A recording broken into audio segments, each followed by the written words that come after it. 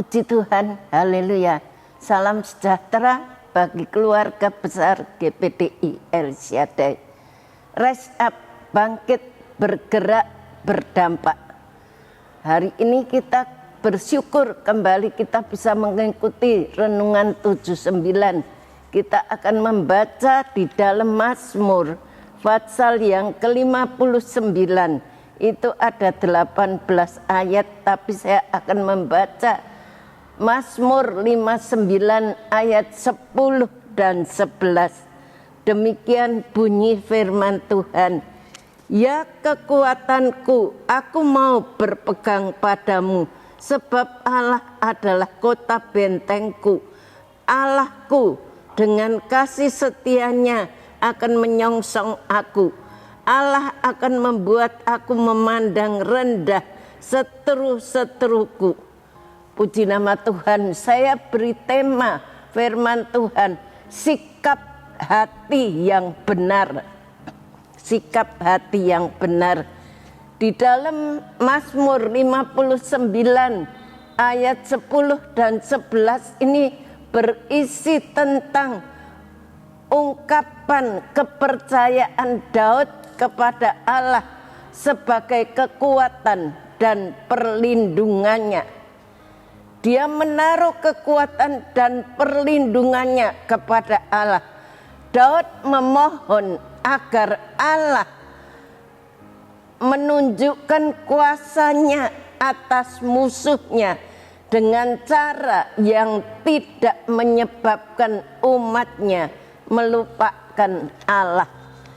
Kita melihat kalau kita merenungkan kembali di dalam perjanjian lama, yaitu di dalam 1 Samuel pasal 19 ayat 1 sampai 18 atau pasal 18 ayat 6 sampai 30. Saya tidak akan membacakan itu. Kita melihat saja mula-mulanya Saul membenci kepada Daud karena Daud itu sudah berperang melawan orang Filistin, dan pada waktu itu orang-orang wanita-wanita yang sedang menari dan memuji itu mengatakan bahwa Saul mengalahkan musuh beribu-ribu, tetapi Daud berlaksa-laksa. Lah itu yang membuat Saul itu menjadi cemburu dan dia sakit hati.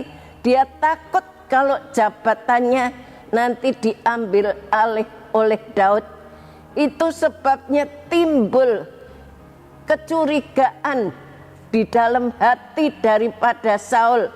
Saya ingin memberitahu sikap hati yang benar. Sikap hati yang benar itu kita tidak perlu orang lain berhasil, kita tidak perlu iri, kita tidak perlu berusaha untuk menjatuhkan supaya dia binasa, supaya dia hidup menderita. Daud yang masih muda tidak dapat berbuat apa-apa. Ia belum memiliki pasukan dan kekuasaan. Ia hanya bisa mengadu kepada Allah. Di tengah kegelisahannya, Daud memohon agar Allah segera datang menolongnya. Ia merasa dirinya berada di dalam bayang-bayang maut. Kalau kita melihat di dalam Mazmur itu juga ditulis, meskipun aku berada di bayang-bayang maut, tapi Tuhan selalu ada kepada Daud. Kalau kita membaca ayat 2 sampai 4a, lepaskan aku daripada musuhku ya Allahku, bentengilah aku terhadap orang-orang yang bangkit melawan aku. Lepaskanlah aku daripada orang-orang yang melakukan kejahatan, dan selamatkanlah aku daripada penumpah-penumpah darah. Sebab sesungguhnya mereka menghadang nyawaku. Kalau kita melihat ayat ini, Kita tahu bahwa seolah-olah Daud itu nyawanya selalu ada di dalam ancaman kematian. Tetapi Daud tahu kemana dia harus pergi, kemana dia harus berlindung. Setiap hari ia merasa dirinya menjadi incaran daripada suruhan Saul. Saul berusaha untuk membunuh Daud, menombak Daud, tetapi saat itu Tuhan melindungi Daud dan Daud itu terluput dari tombaan Saul. Saul takut dan waktu itu dia menyuruh orang-orangnya untuk mengincar bagaimana keadaan Daud dan dia berusaha untuk membunuh Daud. Dia juga berusaha supaya Daud itu tidak mati di tangannya, tapi supaya mati di tangan orang Filistin.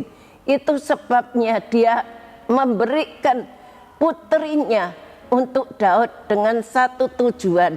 Dia harus berperang melawan orang Filistin, harus membawa berapa kepala orang Filistin itu kepada Saul.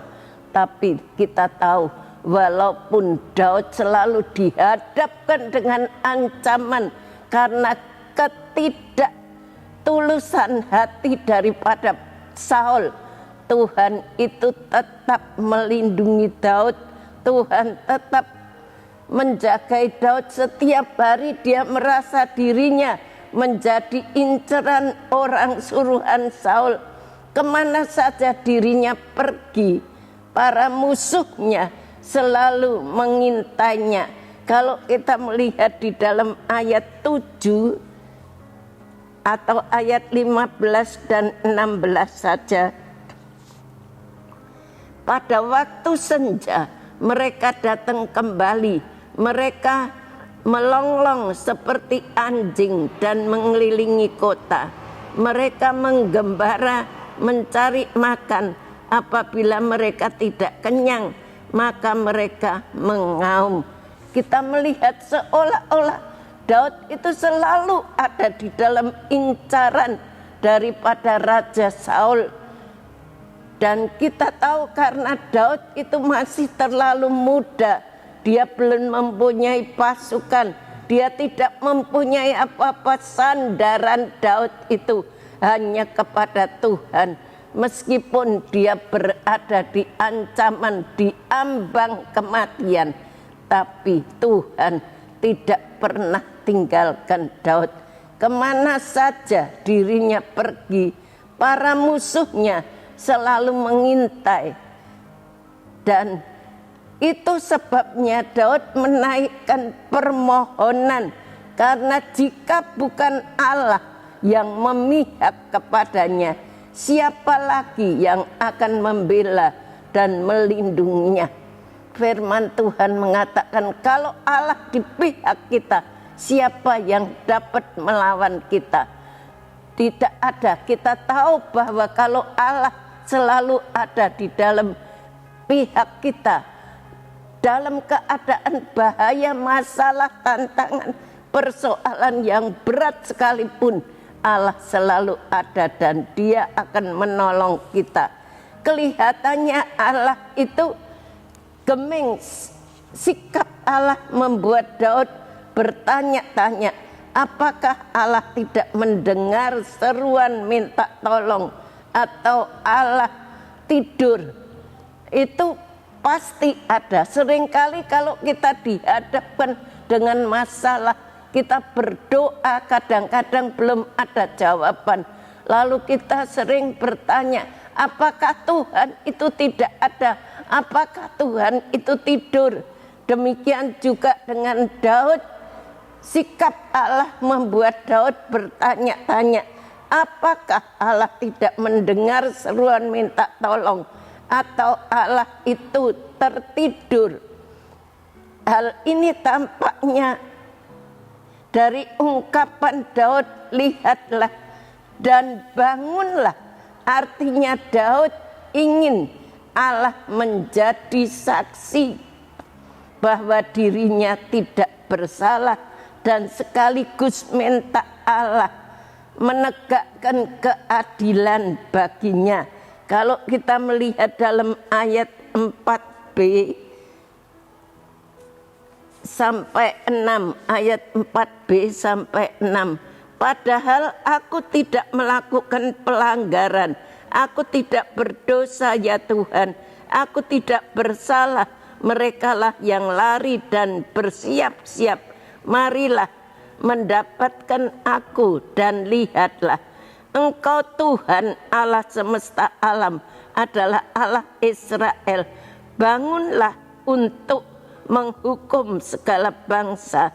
Janganlah mengasihani mereka yang melakukan kejahatan dengan berkhianat. Selah.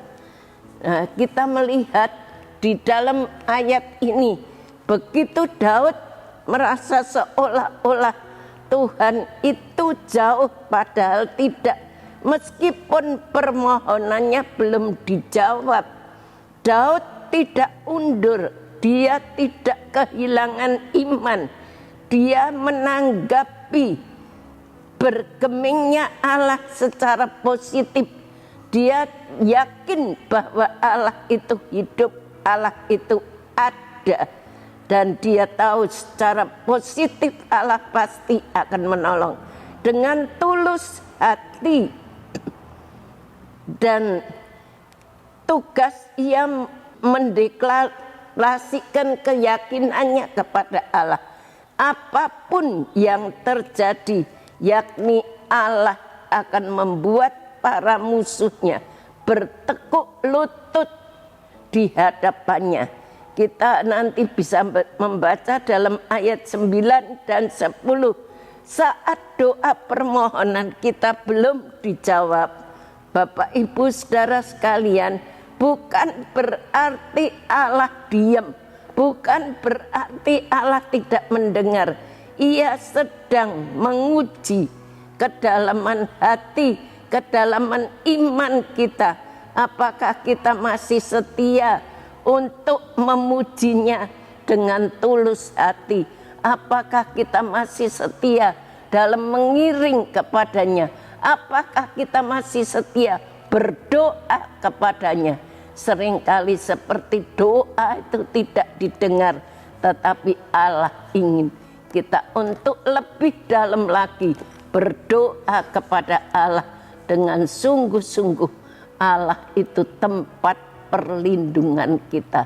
Dia sekali-kali tidak pernah tertidur dan dia sekali-kali tidak pernah meninggalkan kita. Puji nama Tuhan. Terima kasih telah mengikuti renungan 79. Kiranya dapat menjadi berkat kita semuanya. Bapak, Ibu, Saudara yang ingin didoakan untuk pokok doa tertentu, menceritakan kesaksian baik mujizat, kesembuhan, pemulihan masalah keluarga dan lain-lain, dapat disalurkan melalui cas WhatsApp di nomor 08 1327420088. Terima kasih, mari kita berdoa kepada Tuhan. Bapa di sorga, kami mengucapkan syukur kepadamu. Kami memiliki Allah yang hidup, Allah yang tidak tidur, Allah yang selalu ada buat kami Tuhan. Terima kasih, ajar kami keluarga GPDI El Shaddai selalu berharap, berseru, bersandar kepadamu, karena kami tidak pernah akan dikecewakan. Terima kasih, beri kekuatan iman kepada keluarga GPDI El Shaddai untuk terus berharap dan percaya kepadamu. Kami mendoakan Tuhan Ibu Gembala kami Susan Malino. Tuhan, Engkau tilik kesibukannya, Engkau tilik beban pikulan yang harus ditanggung sebagai hamba-Mu yang masih muda. Tapi Engkau selalu memberikan kekuatan, kesanggupan, hikmat yang bertambah-tambah, kesehatan kepada Ibu Gembala kami. Singkapkan setiap rahasia firman-Mu untuk disampaikan kepada keluarga GPDI El Shaddai. Terima kasih Tuhan, berkati multimedia yang dengan setia melayani kami. Balas mereka dengan berkat yang berlimpah jasmani dan rohani. Terima kasih. Biarlah keluarga GPDI El Shaddai hidup menurut petunjuk perintah-perintah-Mu, sebab keluarga GPDI El Shaddai menyukainya. Condongkanlah hati keluarga GPDI El Shaddai kepada peringatan-peringatan-Mu dan jangan kepada laba. Terima kasih Tuhan, Kau dengar jawab doa kami dalam nama Tuhan Yesus Kristus. Haleluya. Amin.